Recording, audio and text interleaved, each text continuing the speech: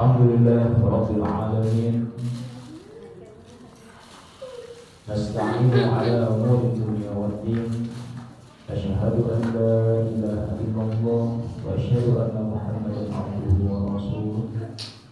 Allahumma salli ala sayyidina wa nabiyyina wa maulana Muhammadin sallallahu alaihi wasallam wa ala alihi wa sahbihi al-akhyari wa sallama tasliman katsira. Rabbi israh li sadri wa yassir li amri wahlul 'uqdatam min lisani yafqahu qawli. Allahumma inna ala dzikrika wa syukrika wa husni ibadati ya muqallibal qulub sabbit qulubana ala dinika wa ta'atik. Raditu billahi rabban wa bil islam dinan wa bi Muhammadin nabiyyan wa rasulan wa bil qur'ani imama wa li jami'il muslimin wal muslimati ikhwana. Hadirin hadirat rahimani rahimakumullah. Alhamdulillah Rabbil Alamin. Puji dan syukur hanya milik Allah. Kita panjatkan juga kepada Allah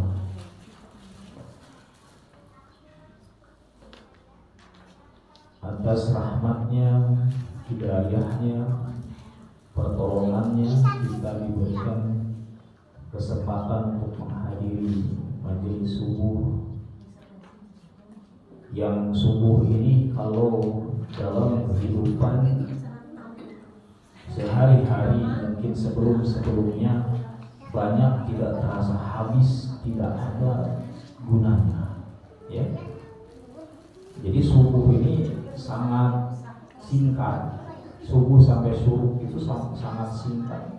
Banyak orang yang kehilangan waktunya. Ada yang dipakai tidur, ada yang dipakai hanya sekedar melamun, memutar, atau hal yang tidak berguna lain. Alhamdulillah Allah memberikan kesempatan kepada kita untuk menggunakan waktu ini dengan terbaik, yaitu untuk berzikir, mencari ilmu. Ya, ada dua waktu yang memang sangat singkat dan itu banyak orang mengabaikannya, yaitu subuh sampai syuruk dan maghrib ke isya. Ya, maghrib ke isya, subuh sampai syuruk itu waktu yang sangat singkat. Ya, makanya Nabi mengajarkan kita untuk diisinya dengan zikir, dengan ibadah dan dengan ilmu. Gitu. Apalagi maghrib sampai isya, kan itu sangat singkat. Coba aja kita rasakan. Habis sholat maghrib pulang ke rumah udah isya lagi.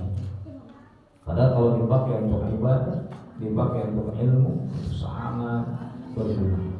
Begitu juga sekarang subuh sampai syuruk hanya beberapa menit, setengah jam, ya, dipakai mengulangi habis selama ini. Mungkin berpuluh-puluh tahun kita sudah menghabiskan waktu subuh sampai syuruk itu tidak berguna, sia-sia. Oke, alhamdulillah Allah memberikan rezeki pada kita nih hari ini. Rezeki tidak akan tergantikan rezeki ini dengan dunia dan seisinya. Hina dunia dan seisinya itu dibandingkan dengan kita bisa beribadah, bisa nyari ilmu bareng-bareng, bisa bermajelis seperti ini. Ini kenikmatan yang luar biasa. Tidak diberikan kepada semua orang. Orang-orang terpilih saja yang bisa duduk-duduk di majelis dan nyaman, ya, nyaman. Jadi kalau sudah nyaman di majelis ilmu, tanda-tanda Allah lagi ingin kita menjadi orang baik. Ya. Jadi tanda-tanda ingin jadi orang baik, Allah itu menginginkan kita jadi baik adalah kita dihadirkan di majelis-majelis. Tapi ingat, ada juga yang sudah dihadirkan oleh Allah di majelis, malah disia-siakan. Apa? Nunutan. Maka itu nunutan majelis. Bisa jadi nunutan di majelis itu adalah justru menjadi apa? Menjadi azab Allah. Kenapa azab Allah terhadap orang yang udah hadir di majelis tapi nunutan? Udah Allah hadirkan di waktu terbaik dan tempat terbaik, tapi Allah nggak menginginkan dia dapat ilmu dan dapat manfaat, maka ditarik ke itu. Makanya apa? Ulah ngeluh, lamun enggar dan ngelup mah deket karena nurutan kudu bolot istilahnya ngelup makin model Jumatan ngelup besok terhorti ya tadi berarti ujung hukur atau apa pas rokaan pas doa kata udah amin kita berubah nah dan lalu padahal sunnah ketika khatib khutbah itu melihat ke khatib sunnah jadi cara maka sebenarnya di beberapa tempat sunnahnya mimbar itu tak gini sunnah mimbar itu terbuka badan khatibnya tuh kelihatan dari sisi manapun ada beberapa yang menerapkan itu jadi Rasul juga nggak begini Rasul itu berdiri di pokok kurma jadi pokok kurma orang namanya tunggul berdiri di sini nggak ada apa-apa jadi semua sahabat bisa melihat Rasulullah. Ayeuna karena mimbarnya udah begini, atuh Ustaz anu leutik mah ketinggalan kopean hungkul. Anu ti hari tiga anu di tukang kopean hungkul. Sabab da sunah aslina tidak dipakai sebenarnya. Mimbar gini ya, mimbar begini. Harusnya mimbar yang terbuka. Ada di beberapa tempat, di beberapa masjid agung saya lihat tuh terbuka, jadi semua badannya khatib itu kelihatan. Karena sunnahnya ini dari kiri kanan semua itu masuk. Insya Allah mau nurutan. Tapi kan yang tadi mudah-mudahan istiqomah. Itulah madorotnya. Ya. Kalau sunnah ditinggalkan pasti ada madorotnya kepada saya. Baik hadirin yang berbahagia Allah, begitu juga ketika ngaji.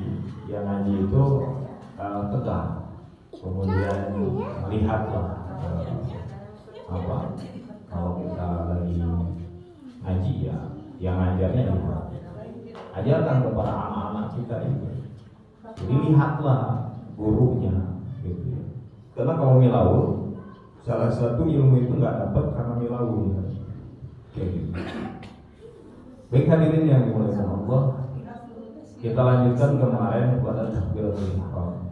Belum beres ya, awet-awet karena kita perdalam satu hukum itu supaya nempel dan ingat insya Allah. Kemarin itu sampai apanya kemarin ya? Allahu Akbar ya, tentang takbiratul ihram. Kita bahas sedikit tentang aturan-aturan di takbiratul ihram itu ya. Kita kaji misalnya dari satu kitab kecil yaitu Safinatun Najah ya, yang kita fikih kecil itu, tapi di situ cukup lengkap. Ya. Ada di kitab ini ada 16 syarat takbiratul ihram yang harus diperhatikan. 16 syarat. Ya. Harus perhatikan ya. 16 syarat. Yang pertama adalah mengucapkan takbiratul ihram itu harus ketika berdiri jika sholatnya fardu. Ini syarat pertama. Jadi kalau ini sholat fardu dan dia mampu, tentunya mampu untuk berdiri, maka wajib dia mengucapkan takbiratul ihramnya itu ketika berdiri. Jadi ulah terlompat ya nih, atau terlompat takbiratul ihram, atau masih duduk udah takbiratul ihram. Jadi mengucapkan Allahu Akbar itu adalah sudah berdiri dengan sempurna ya untuk sholat fardu. Kenapa? Jika sholat fardu, karena kalau sholat sunnah sebenarnya boleh duduk walaupun mampu. Jadi kalau sholat sunnah boleh duduk walaupun mampu. Cuma pahalanya sepotong setengah kalau mampu. Ya gitu. Udah mah pahala kita desetik, sapotong deh mah. Lamun mampu tapi diuk gitu. Ya, gitu. Itu yang pertama ya. Yang kedua, harus mengucapkan dengan bahasa Arab. Jadi nggak boleh diganti Allahu Akbar itu diganti ke bahasa Indonesia menjadi Maha Esa, atau diganti ke bahasa Sunda Allah anu ageun, atau diganti ke bahasa Padang, bahasa Padang, gadang, Allah yang gadang misalnya. Atau ke bahasa Jawa, bahasa Jawa. Agung oke ya maksudnya. Agung ya. Jadi nggak boleh. Walaupun kita berbagai bahasa di dunia ini, wajib menggunakan bahasa Arab. Ya, jadi Allahu Akbar wajib bahasa Arab. Ya. Nah sekarang dulu ada fitnah kayak di Turki itu adzan, bacaan sholat semua diterjemahkan ke bahasa Turki dan wajib dipakai. Sampai sekarang ada juga ujiannya bahwa adzan pernah di bahasa Turki kan. Ya. Padahal sama bisa Ramadan itu harus pakai bahasa Arab dimanapun. Itu yang kedua ya. Yang ketiga adalah harus menggunakan lafaz Allah. Maksudnya apa? Ya Allah itu tak boleh diganti, walaupun kita tahu bahwa lafaz Allah itu bisa saja diganti dalam kehidupan sehari-hari, di dalam Quran, di dalam hadis kan Allah itu bisa diganti, ya kan? Kan Allah banyak juga namanya. Allah juga banyak kata lainnya. Misalnya ada Rob. Rob kan bisa aja mengganti nama Allah kan gitu. Nah, tapi nggak boleh di sini tak boleh Rob. Nggak bisa jadi Rabbul Akbar misalnya, gitu. Ya, jadi pakai Rob. Jadi harus Allah. Tidak boleh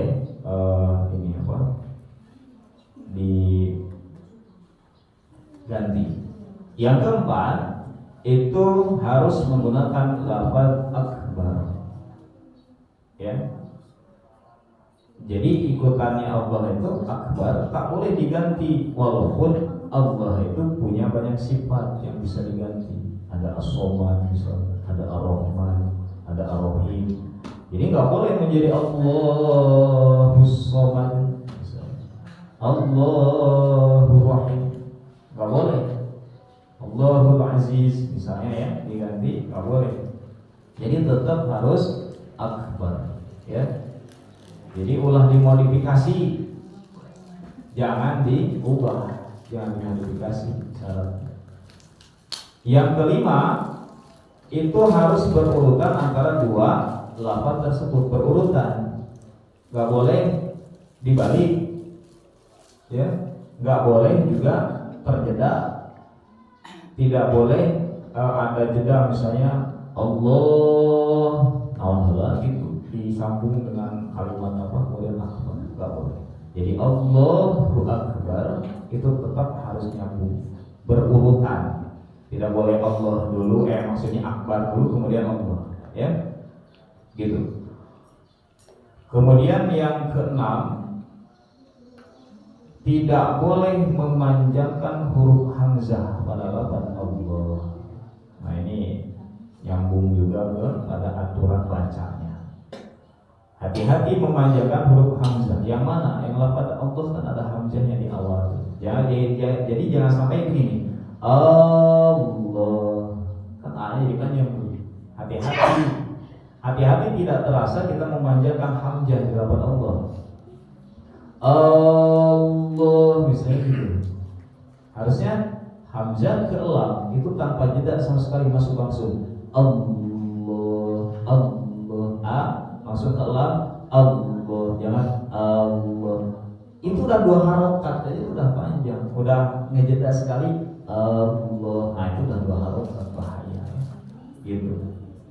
Jadi lafaz Allahnya jangan memanjangkan lafaz hamzah, huruf hamzah. Bina adzan juga misalnya Allahu Akbar misalnya gitu. A-nya ingat tidak ada jeda sama sekali, masuk ke lam langsung. Allah kayak gitu ya. Yang ketujuh, tidak boleh memanjangkan huruf ba pada lafaz akbar. Jadi misalnya Allahu Akbar, nggak terasa banyak orang yang gitu. Ya, padahal ba ke ro tidak ada man sama sekali. Langsung ba ke ro itu bar. Ya, kemarin tadi takbir Abu Barudak memangnya, tapi diteruskan ke kolot. Jadi kolot merutak Allahu Akbar, Allahu Akbar. Sudah panjang banyak. Kolot merupakan budak, menunjukkan budak. Jadi ke bawah kan rasa kan ya tuh. Allahu Akbar, Allahu Akbar. Sudah panjang. Harusnya nggak boleh. Allahu Akbar, Allahu Akbar. Jadi bakrohnya tak ada sama sekali. Ya, jadi itu yang tidak terasa ba ya. Ba di dalam akbar tidak boleh dipanjangkan. Kemudian tidak mentasdidkan atau mendobel atau mengulang huruf ba yang ada di akbar tersebut. Jadi mentasdidkan atau mengulang atau mendobel ini kejadiannya mungkin kayak dipanggulkan juga ya, Allahu Akbar gitu. Ya, jadi Allahu Akbar. Jadi tak boleh. Jadi pokoknya empatnya harus jelas.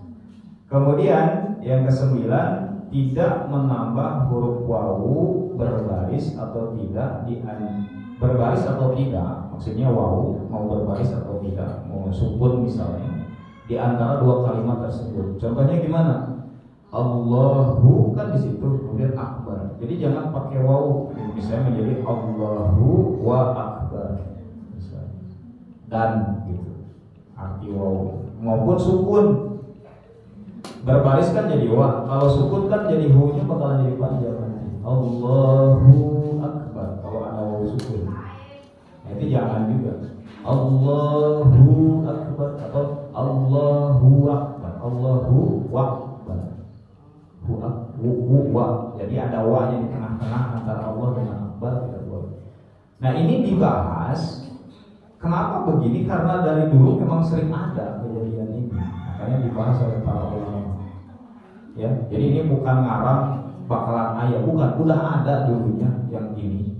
Ba yang dipanjangin, waw yang ditambahan waw di tengah-tengah antara Allah dan akbar. Kemudian tidak boleh juga 10, tidak boleh menambah huruf waw di lafaz Allah sebelum lafaz Allah. Jadi misalnya wallahu akbar pakai waw, ya, pakai waw di awalnya di lafaz Allah, wallahu akbar, ya. Kemudian yang ke-11, tidak boleh berhenti antara dua kalimat sekalipun sebentar. Contohnya begini, Allahu akbar, misalnya kita berhenti. Jadi harus nyambung. Walaupun kita kan praktekkan di dalam sholat itu, ya nyambung. Allahu akbar, gak ada jeda. Jadi jangan sampai Allahu akbar, walaupun sejenak gak boleh, ya. Jadi gak boleh berhenti di situ, karena itu kalimat nyambung yang tidak bisa dipisahkan, ya. Apalagi lama gitu, Allah akbar, gitu, itu nggak boleh, ya. Jadi harus nyambung. Yang ke-12, wajib mendengarkan dua kalimat tersebut. Nah, ini juga yang harus diperhatikan. Kita sendiri wajib mendengarkan yang mengucapkan, wajib mendengarkan kalimat takbir tersebut, Allahu Akbar tersebut. Salah satunya nggak boleh juga, misalnya Allah namanya tarik, Allah ngalungin, ya? Atau dari awal deh sholatnya langsung nggak sah, ya. Jadi wajib terdengar dua kalimat minimal untuk diri kita sendiri, ya. Jadi kita sendiri yang mendengar, kan kita bisa mendengar suara sendiri, Jadi tarik tinggi tapi pelan juga, apalagi dalam hati, nah itu sudah tidak sah ya takbir itu. Ya, jadi misalnya dalam hati, kalau bertarik dalam hati maka tetap aja tidak terhitung. Kemudian yang ke-13, wajib masuk waktu sholat tersebut jika sholatnya ada waktunya. Maksudnya gini, sholat duhur, ya, jadi takbiratul ihramnya wajib dilakukan, diucapkan itu ketika sudah masuk waktu duhur itu. Wah, iya namanya takbiratul ihram, walaupun duhurna. Makanya sebenarnya secara umum, ya sholat belum waktunya belum sah. Contoh yang sering kejadian itu adalah waktu sholat yang memang kita sering kecepatan. Contoh duhur misal Jumat kadang-kadang. Jumat ini ada jadwal kan, ada jadwal. Ini kayak jam ini kan udah diatur juga jadwalnya.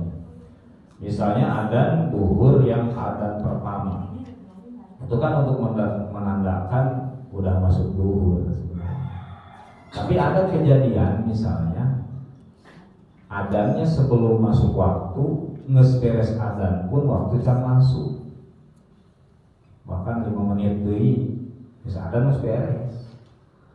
Nah orang kan biasa yang di madzhab Imam Syafi'i pasti sholat qobliyah, betul. Nah lamun can waktuna masuk nyantu sah sholat qobliyah. Dan sholat qobliyah itu adalah sholat sunat sebelum sholat waktu fardu ketika waktunya udah tiba. Jadi misalnya qobliyah duhur adalah ketika waktu duhurnya udah tiba, bukan sebelum waktu duhur. Qobliyah subuh itu wajib sudah masuk waktu subuh, bukan sebelum subuh kita bisa qobliyah, tidak. Karena qobliyah sama ba'diyah adalah rawatib, artinya sholat sunnah yang nempel kepada sholat wajib, jadi nempel, ya tidak bisa dipisahkan. Nah makanya tidak sah tuh takbiratul ihram, yang tidak sah ketika misalnya sholat sunnah itu dilakukan ketika belum waktu. Ini banyak, hati-hati, ya, hati-hati. Jadi sholat ini kan ada waktunya. Kecuali ada nggak sholat yang tidak ada waktunya? Ada, misalnya sholat mutlak. Sholat mutlak itu tidak ini dengan waktu, kapanpun bebas. Sholat mutlak, ya, 2 rakaat. Itu sholat yang nggak ada waktunya, nggak ada penyebabnya. Kalau kita orang yang sudah sholatnya, biasanya sholat mutlak dilakukan oleh orang yang sholatnya udah habis. Maksudnya gini, sholat segala bisa dilakukan, anu aya ngaranan dilakukan, anu aya waktuan dilakukan. Akhirnya apa? Untuk memenuhi sholat lain, sholat mutlak terus. Ya, sholat tobat dulu, sholat hajat dulu, sholat yang ada nama-namanya udah. Nah, biasanya sholat mutlak. Itu kan tanpa waktu.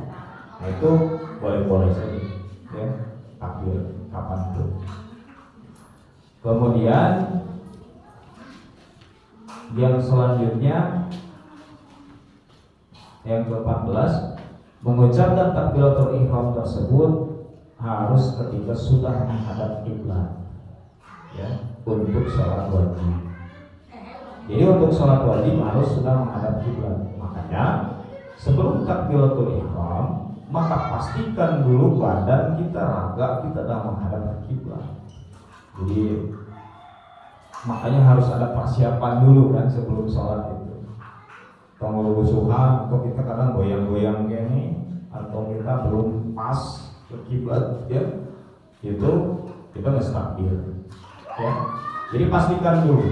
Makanya di sini juga yang harus jadi perhatian, karena kiblat itu menjadi syarat sahnya sholat. Syarat sah sholat itu sama wajibnya dengan rukun, cuma harus dipenuhi sebelum sholat. Kalau rukun kan pas sholat. Kemarin kita sudah bahas bedanya syarat dan rukun. Kalau syarat itu yang harus dipenuhi sebelum melaksanakan sholat, salah satunya adalah kiblat. Jadi kiblat ini syarat sah sholat. Untuk sholat wajib, sholat sunnah itu sunnah. Jadi kalau sholat sunnah ngarep kaler sebenarnya masa nah tuna naon kayak di masjid mah. Jadi kaler memang wetan misalnya sabari dulu kan ayahnya kejadian sholat naon kayak di pagi itu wetan apa sholat sunnah mah kan sholat wajib ya lah apalagi berjamaah kan cuma hiwa diadu di batu. Ini menandakan bahwa sholat wajib itu syarat sahnya wajib ke kiblat. Tapi kalau sholat sunnah itu sunnah ke kiblat. Makanya di dalam Nabi ketika perjalanan, itu sebenarnya dalilnya sederhana. Nabi itu ketika sholat sunnah itu selalu di atas untanya kalau dalam perjalanan. Kan unta mau kemana, weh? Kiblat minyak unta, weh? Ya, karena unta itu ada bentuk kotak, nah makanya berdiri sama menghadap kiblat itu menjadi sunnah di dalam sholat sunnah. Karena Nabi ketika sholat sunnah begitu, tidak berdiri, duduk di atas unta, duduk untuk sholat di atas unta, untuk sholat sunnah. Tapi ketika sholat wajib, Nabi turun dari unta. Nah itulah yang menjadikan salah satu dalil bahwa kalau sholat wajib mah wajib berdiri sama wajib menghadap kiblat, kayak gitu. Makanya kalau sholat wajib mau di pesawat mau di apa, usahakan dulu kiblatnya ada nggak? Kayak di pesawat tuh ada kiblatnya, ya, kayak gitu. Beda-beda kiblatnya, iya. Tapi kan rata-rata konstan beberapa menit untuk sholat bisa. Misalnya waktu ini sholat kiblatnya kemana kita bisa konstan. Dan sedikituan di pesawat lempeng sebenarnya, hanya beberapa kali aja belok gitu kan. Nah jadi itu ininya tentang takbir di dalam sholat wajib. Jadi wajib sudah menghadap kiblat dulu, barulah takbir ya. Kemudian tidak boleh dimasuki dengan ucapan lain di salah satu dari huruf kalimat tersebut. Jadi nggak boleh ada ucapan lain, nggak boleh ada huruf lain, makanya harus utuh. Makanya Allahu Akbar secara kalimat, secara kata, secara huruf per huruf harus jelas. Nggak boleh nggak jelas. Kayak kan kebayang, makanya harus belajar tajwidnya, harus belajar kalimatnya, harus belajar makhraj hurufnya, gitu. Ya, PR kita banyak sebenarnya. Ya, jadi kita jalani dengan baik, gitu ya. Insya Allah. Ini baru takbir kan, dari takbir yang sederhana. Kan sederhana takbir itu, cuma 2 kalimat aja Allahu Akbar, tapi aturannya banyak. Ini bukan untuk ngeribetin, ini justru untuk menjadikan kita lebih baik lagi di dalam takbirnya, gitu. Karena ini pembuka sholat kan.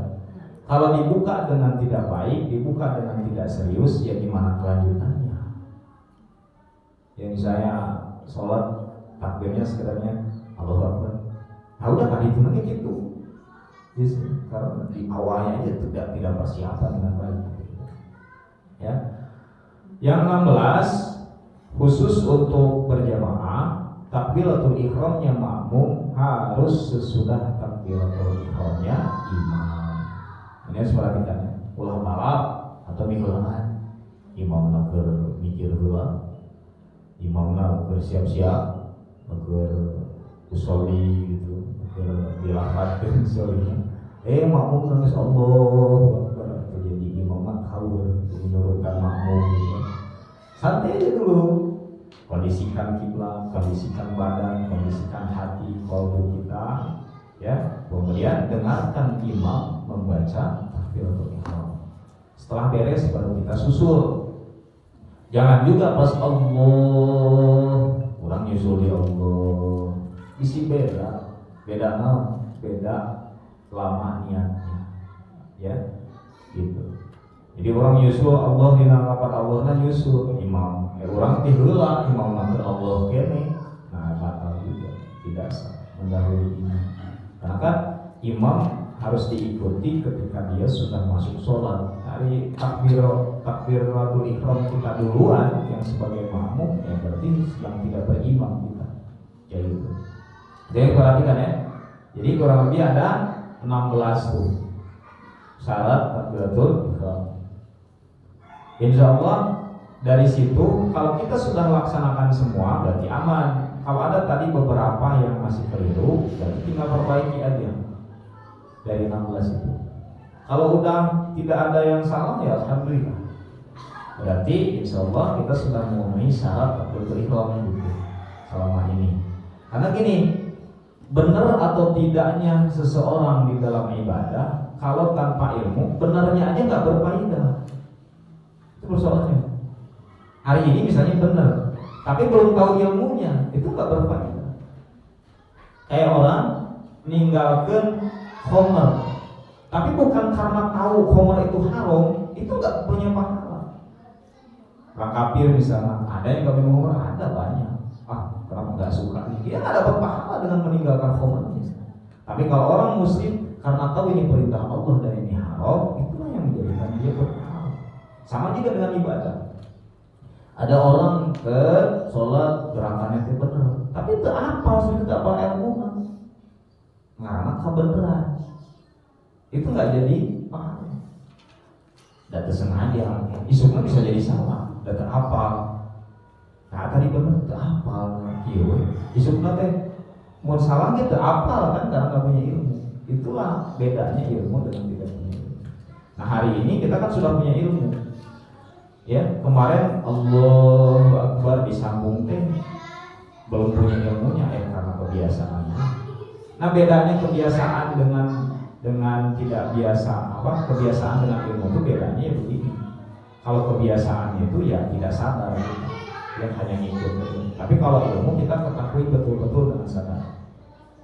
Ya, itulah syarat dari takbiratul ihram.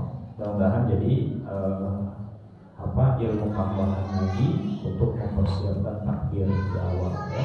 Karena inilah yang menjadi pembuka sholat. Maka ketika buka sholatnya dengan baik, maka insya Allah khusyuknya akan juga ada dalam diri kita. Jadi ini pertaruhan sholat itu di takbiratul ihram. Kalau kalimatnya salah, ya gimana mau memasukkan Allah ke dalam kalbu kita? Kan susah. Jadi Allahnya benar-benar pahami ini. Allah kan orang beriman kalau menyebut Allah pasti bergetar. Ya, beda dengan menyebut nama-nama lain. Nah makanya ini harus dilatih juga secara kalimat, harus dilatih juga secara qalbu. Siapa Allah itu? Ya, jadi Allah itu kalau secara di sini kalimatnya akbar, ya Allah itu adalah zat yang tidak bisa ditandingi kebesarannya oleh siapapun. Makanya kemarin kita pahami ketika takbiratul ihram ini adalah awal dari pengharaman duniawi masuk ke dalam sholat. Ya. Nah kemarin alhamdulillah ada yang bertanya, kan dalam sholat itu hal-hal duniawi dihilangkan tuh, nggak boleh ada. Nah, kemudian ada pertanyaan, gimana kalau doa itu kan di dalam sholat ada yang wajib, ada yang sunnah ya. Ada yang wajib doa-doa, ya Fatihah juga kan doa dan wajib itu. Ada yang sunnah, dan di setiap gerakan sholat itu disunnahkan semua doa itu ada. Ya silakan aja cek, di setiap gerakan kan doa semua. Ada mungkin yang dianjurkannya lebih, ada yang disujud, ada yang di ruku, ada yang berdiri, ada yang di sebelum salam. Jadi sebenarnya di semua gerakan sholat itu ada doanya, dan doanya boleh ditambah juga kalau lagi sendirian ya. Kalau lagi berjamaah, yang umum aja yang dipakai. Kenapa? Karena supaya seragam. Kalau sendiri misalnya di dalam duduk di antara dua sujud yang biasanya kita hobi firli yang seperti itu, kemudian ditambah juga dengan doa-doa lain, itu boleh. Nah pertanyaannya, apakah doa itu duniawi gitu? Karena kita kan pasti ingat masalah, jadi doa. Ingat hutang, doa ya Allah, hutang habis dibayar kan gitu misalnya. Apakah itu ingat dunia? Gitu. Nah, intinya begini, tentang dunia masuk ke dalam sholat kita adalah yang nggak boleh itu masalah-masalah perkara dunia yang tidak ada hubungannya dengan sholat. Gitu. Contoh, kita lagi sholat, Allahu Akbar, ingat karena sangu. Nah itu hal dunia. Allahu Akbar, ingat karena jalan-jalan, kabayang jalan itu kan, luar Leona, Lembang, karena ada piknik kan, Ciater, Allahu Akbar, kabayang, aduh, mengalami juga nama diuk ini. Jadi lain-lain, ngabayang ke laut, ayam ke Pangandaran, ke Cumponan, dibayang ke laut, Allahu Akbar, aduh, betul-betul ngaruh jadi juga. Nah, itu kan perkara dunia yang dimasukkan yang tidak ada faedahnya. Ya. Sedangkan doa itu adalah ibadah dan ada hubungannya dengan sholat. Maka kita berdoa, apapun doanya yang penting bukan doa maksiat, itu boleh di dalam sholat dan bukan perkara dunia masuknya, karena yang intinya itu bukan isinya, tetapi doanya itu adalah aktivitas ibadah yang disyaratkan ada hubungannya dengan sholat. Jadi misalnya kita berdoa tentang rezeki, toh di situ juga ada Rabbi firli warhamni wasbirni warzuqni. Apakah ketika kita ngobrolin berdoa warzuqni itu adalah hal dunia? Iya, hal dunia adalah doanya isinya. Tapi kita lagi berdoa kepada Allah dan itu disyariatkan di dalam sholat. Bukankah sholat juga adalah doa? Sholat itu kan salah satu pengertian bahasanya doa. Sholat itu artinya berdoa. Maka di dalam sholat dari takbir sampai salam semuanya doa, kan gitu ya. Jadi yang tidak boleh memasukkan dunia itu bukan di dalam doanya itu. Doa boleh masalah dunia, boleh minta hutang dilunasi, anak disolehkan, suami disolehkan, istri disolehkan, ya kan? Perkara-perkara dunia dilancarkan, gitu. Karena doa itu boleh. Masalah umur di dunia wajib, boleh masalah dunia, boleh masalah din agama. Ya, jadi boleh. Jadi jangan ragu ketika sholat berdoa, walaupun berdoanya tentang dunia. Yang penting tidak boleh berdoa maksiat. Gitu. Boleh maksiatnya gini. Ketika sholat, Allah, saya masang nomor sing menang, nah itu mah harum. Jadi minta nomor togel di sholat. Nah itu haram kan, berdoa untuk maksiat, ya, berjudi misalnya, gitu. Nah itu nggak boleh, haram. Jadi kalau doa-doa yang lain itu boleh. Nah itu ya ininya. Jadi bukan berarti ketika sholat itu dunia itu hilang. Nabi tetap kok mendengar anak nangis. Nabi tetap mendengar orang jalan untuk sholat. Makanya itu ada syariah salah satunya, imam di rakaat terakhir, ruku di rakaat terakhir itu agak lama karena Nabi pernah mendengar ada kaki yang menuju sholat. Jadi Nabi ruku terakhir itu dilamakan supaya ini orang ini bisa dapat satu ruku, supaya bisa dapat berjamaahnya.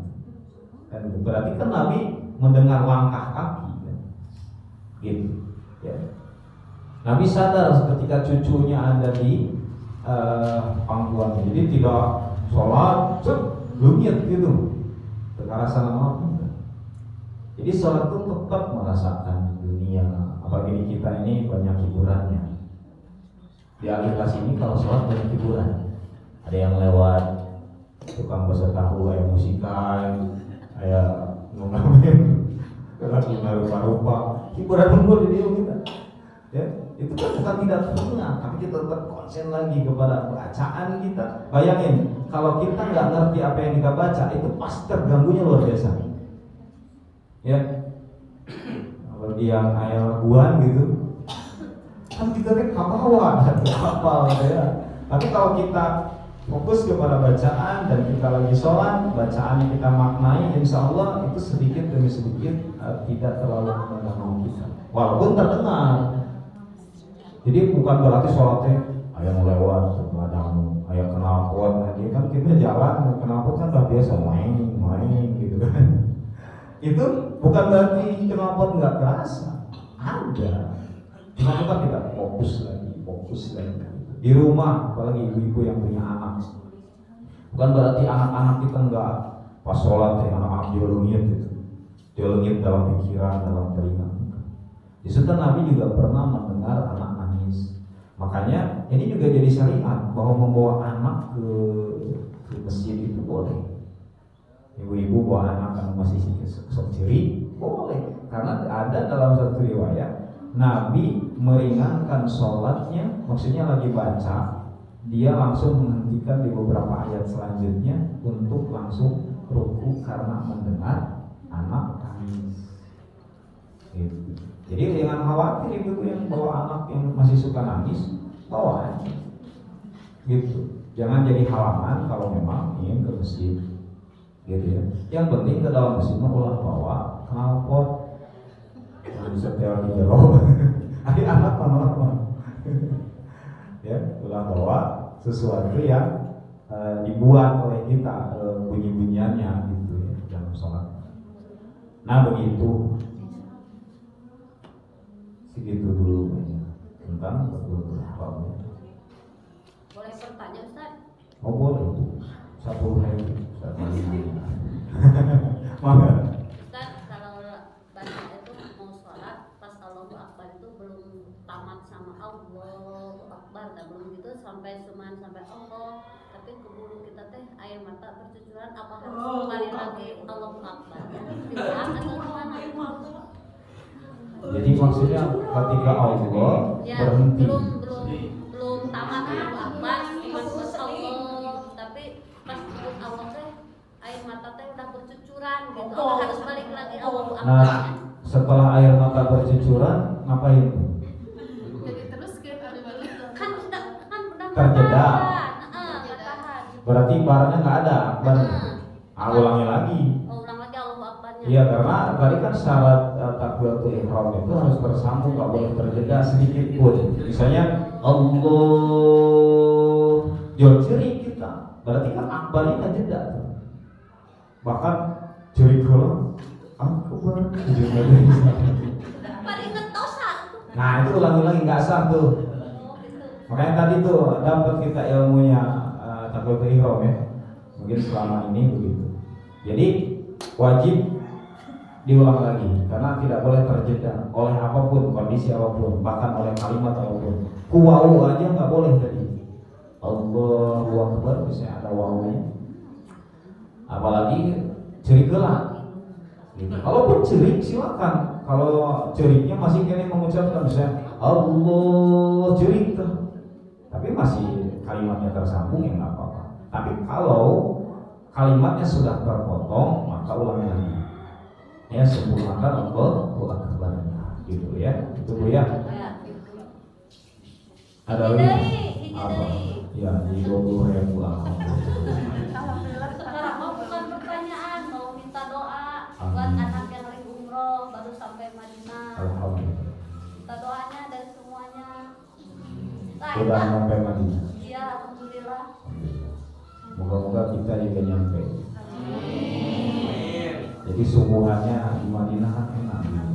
Madinah anak berpayung ini. Anak berpayung di duluan. Jadi ya, mudah-mudahan kita disampaikan ya, terutama untuk ziarah ke Nabi kita yang mungkin selama ini mah kita ngebayangin kita bersolawat, nanti kita ada di dekatnya di makamnya. Mudah-mudahan Kang Jajang ya Ya, sendirian di sana, sendirian. rombongan ya rombongan. Alhamdulillah, mudah-mudahan Allah terima Allahnya ya, Allah lancarkan ibadahnya, dan juga kita di sini bisa Allah panggil dan mampukan ke sana ya. Karena umrah itu memang bukan soal mampu atau tidak, tapi soal keinginan dan Allah mengabulkan keinginan kita. Kadang-kadang kita kalau umroh itu banyak mikirin ongkos, lain mikirin ilmunya. Gak ongkos mah, dia pikir berat-berat, mikiran 30 juta, misalnya kan berat. Tapi belum tentu yang punya 30 juta bisa umroh juga. Senang beli motor, punya motor. Makanya tidak mudah. Tapi banyak orang yang punya duit 1 juta bisa berangkat. Makanya insya Allah hari ini kalau kita belum umroh, nah itu pertanyaannya adalah seingin apa kita umroh, ya? Gitu. Kalau tidak ingin maka nggak akan pernah berangkat walaupun punya duit. Tapi kalau ingin dan Allah mengabulkan, insya Allah tuh nggak ada tuh cerita duit, insya Allah kasih gitu umroh. Karena sekarang itu kan kayak haji itu makin dipersulit waktunya, maka yang terbaik itu umroh dulu. Minimal tengah haji ke Nabi kita sempat umroh. Pola mikiran terus mana sekarang 50 tahun 35 tahun 35 tahun nantinya gitu, itu pun belum tentu dapat.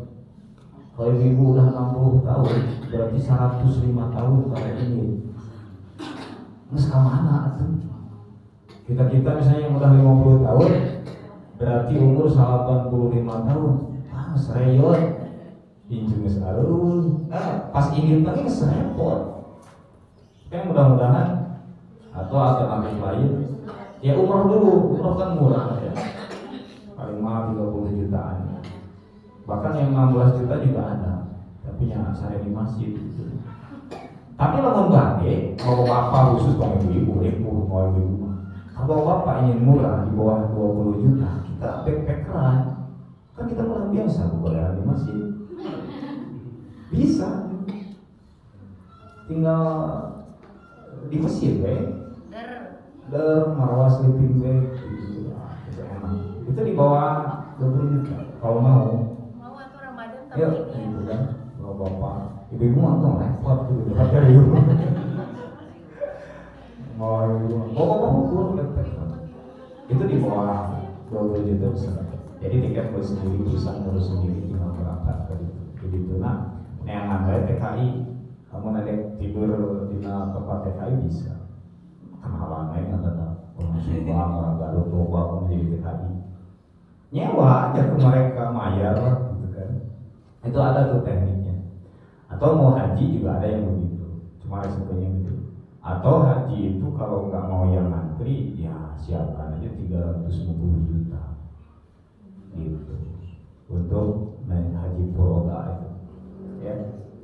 Berarti pilihannya antri 35 tahun atau ayah duit 350 juta atau sediakan 70 juta backpackeran. Haji bisa backpackeran 70 juta, tapi resikonya tinggi gitu. Karena di sananya ini sendiri gitu. Tapi untuk laki-laki yang lagi muda ini kan ya kita muda-muda, ada laki-laki mah sekolah pun muda. Jiwanya bisa kayaknya haji. Mau bagaimana ayah istilah haji turis ini ya? Ada sekarang juga bisa haji turis. Pakai visa turis tapi haji ya gitu. Di sana turis perkunjungan, wisata ke Arabnya, tapi nanti bisa berhaji.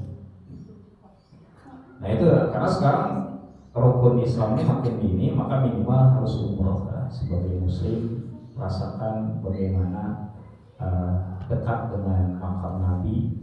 Kemudian Ka'bah itu walaupun bentuknya cuma batu begitu, tapi energinya beda. Karena itu kiblat yang sekarang kita mustaqbilal kiblati, ya kan? Akhirnya kan ke Ka'bah yang mustaqbilal kiblatinya kami diharapkan mustaqbilal kiblati ya sajadah. Nanti mustaqbilal kiblati ada di depan. Bahkan memandang Ka'bah itu ya ibadah. Kayak kalau kieu diharapkan di gigi Ka'bah ya ibadah, dapat pahala memandang Ka'bah unggul gitu. Jadi ini harus diusahakan oleh kita ya, minimal umroh ya kesana, insya Allah ibadah itu kayak sholat itu akan lebih khusyuk lagi ya. Gimana sholat di depan Ka'bah, gimana sholat di pinggir makam Nabi, nah itu luar biasa ya. Beda rasanya ya. Maka insya Allah orang-orang yang umrohnya mabrur, hajinya mabrur, itu akan cirinya adalah ketika balik ke tanah airnya atau ke Indonesia, kalau orang Indonesia itu akan lebih baik sholatnya, akan lebih baik amal solehnya. Gitu.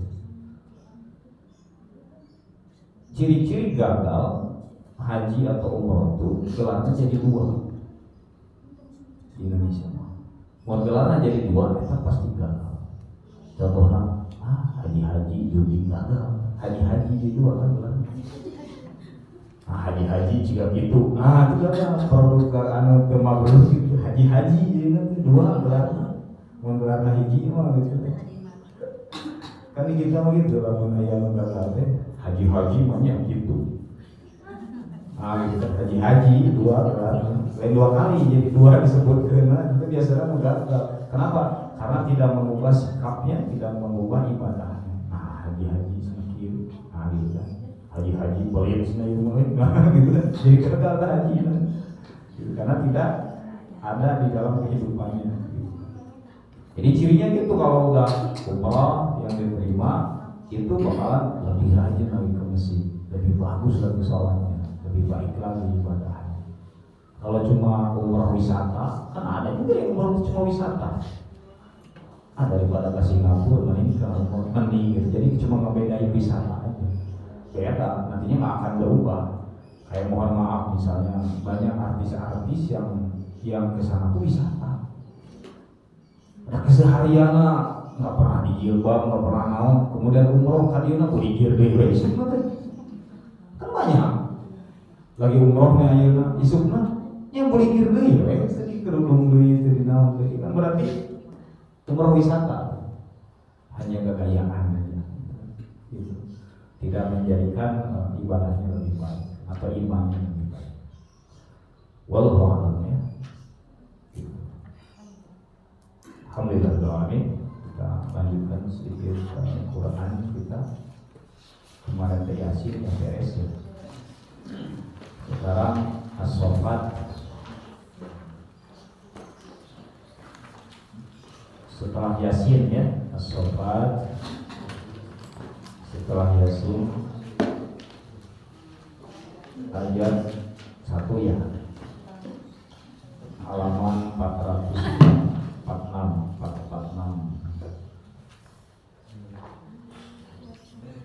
أعوذ بالله من الشيطان الرجيم بسم الله الرحمن الرحيم والمتقر بين الله والمشرق والفاتحة أعوذ بالله من الشيطان الرجيم بسم الله الرحمن الرحيم الحمد لله رب العالمين الرحمن الرحيم مالك يوم الدين إياك نعبد وإياك نستعين اهدنا الصراط المستقيم صراط الذين أنعمت عليهم غير المغضوب عليهم ولا الضالين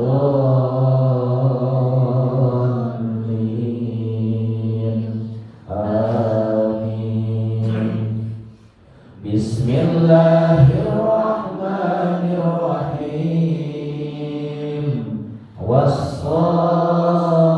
والصافات صفا والزاجرات زجرا فالتاليات ذكرا إن إلهكم لواحد رب السماوات والأرض وما بينهما ورب المشارق إنا زينا السماء الدنيا بزينة الكواكب وحفظا من كل شيطان مارد لا يسمعون إلى الملأ الأعلى ويقذفون من كل جانب دحورا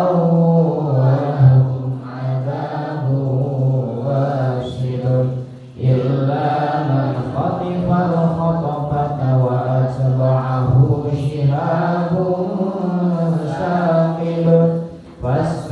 خلقهم أهم أشد خلقا أمن خلقنا إنا خلقناهم من طين لازب بل عجبت ويسخرون وإذا ذكروا لا يذكرون وإذا رأوا آية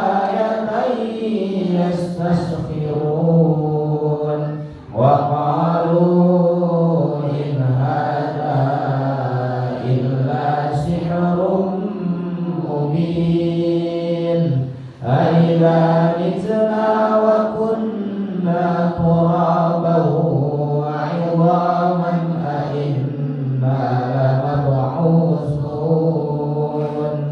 أو آباؤنا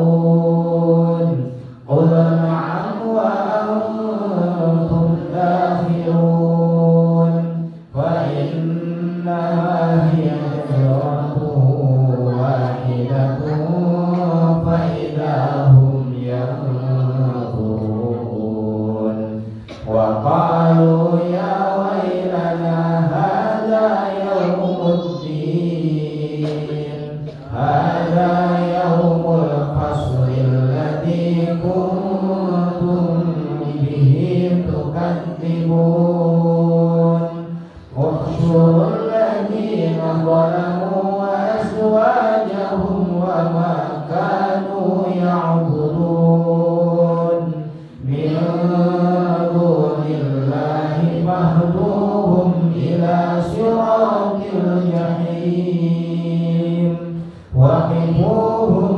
وإنهم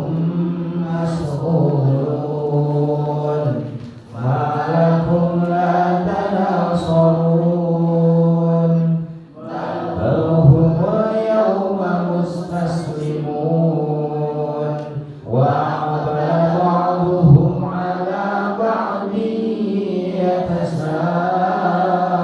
يتساءلون قالوا إنكم كنتم تأتوننا عن اليمين قالوا بل لم تكونوا مؤمنين وما كان لنا عليكم من سلطان بل كنتم قوما طاغين فحق علينا قول ربنا إنا لذائقون فأغويناكم إنا كنا غاوين فإنهم يومئذ في العذاب مشتركون إنا كذلك نفعل بالمجرمين إنهم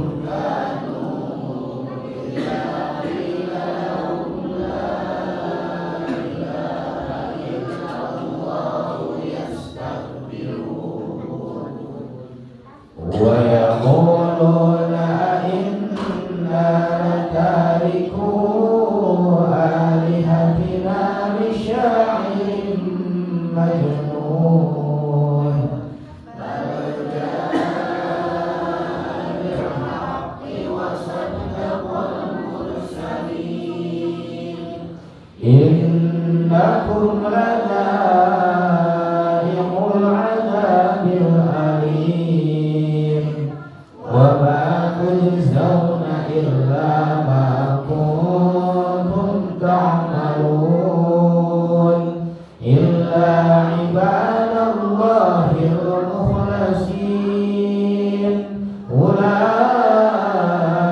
لهم رزق معلوم فواكه وهم مكرمون في جنات النعيم على سرر متقابلين الظالمين يطاف عليهم بكأس من معين بيضاء لذة للشاربين لا فيها غول ولا هم عنها ينزفون وعندهم قاصرات الطرف عين كأنهن بيض مكنون فأقبل بعضهم على بعض يتساءلون قال قائل منهم إني كان لي قرين يقول إنك لمن المصدقين أإذا متنا وكنا ترابا وعظاما أإنا لمدينون قال هل أنتم مطلعون فاطلع فرآه في سواء الجحيم قال تالله إن كدت لتردين ولولا نعمة ربي لكنت من المحضرين أفما نحن بميتين إلا موتتنا الأولى وما نحن بمعذبين إن هذا لهو الفوز العظيم لمثل هذا فليعمل العاملون أذلك خير نزلا أم شجرة الزقوم إنا جعلناها فتنة للظالمين إنها شجرة تخرج في أصل الجحيم طلعها كأنه رؤوس الشياطين فإنهم لآكلون منها فمالئون منها البطون ثم إنهم عليها لشوبا من حميم ثم إن مرجعهم لإلى الجحيم إنهم ألقوا آباءهم ضالين فهم على آثارهم يهرعون ولقد ضل قبلهم أكثر الأولين ولقد أرسلنا فيهم منذرين فانظر كيف كان عاقبة المنذرين إلا عباد الله المخلصين صدق الله العليم اللهم ارحمنا بالقرآن واجعله لنا إماما ونورا وهدى ورحمة اللهم ذكرنا منه ما نسينا وعلمنا منه ما جهلنا